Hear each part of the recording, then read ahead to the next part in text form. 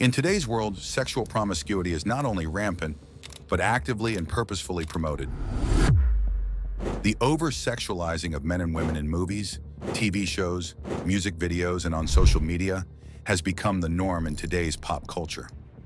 Having casual sex has just become part of most Western countries' daily routine.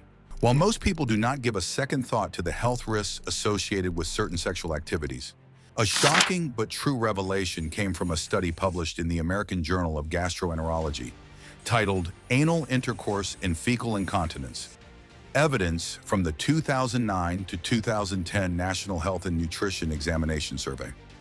The study sheds light on a rarely talked about and somewhat taboo area of human sexual behavior: anal sex.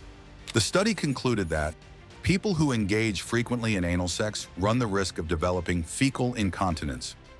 Fecal incontinence is defined as leakage of liquid or solid stool or mucus from the rectum. The internal anal sphincter muscle is responsible for maintaining the resting pressure of the anus. In other words, keeping the anus closed and keeping stool inside where it belongs.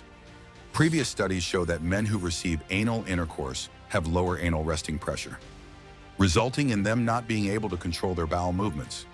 They postulate that anal sex may dilate and stretch the anal sphincter muscle and eventually cause sensory nerve damage and damage to the muscles themselves, which in turn leads to loss of sphincter sensation and control.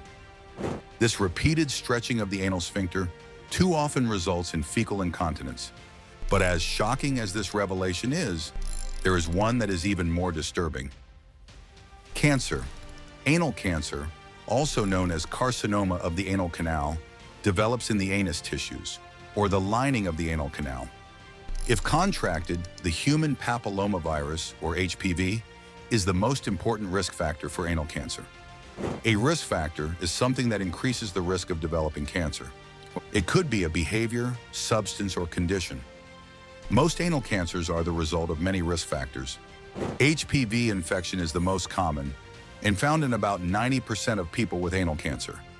While most STDs like HPV are harmless and cleared by the body's immune system, a weak immune system can fail in repelling the virus. Similarly, the greater the number of sexual partners, the greater they are of running the risk of being susceptible to anal cancer.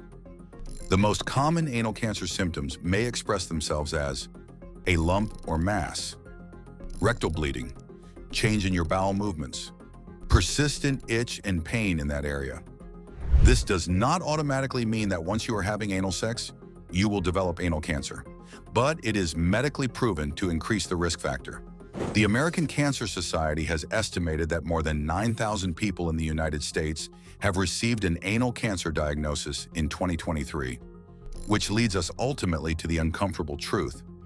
As politically incorrect as these findings are, the fact of the matter is, the risks of engaging in anal sex far outweigh any sexually pleasure one might receive from it. It is no wonder that studies like these will never make it to the front page of any major newspaper or mainstream outlet, because it simply doesn't fit the narrative. If you like this video and want to be updated on future videos, please like and subscribe.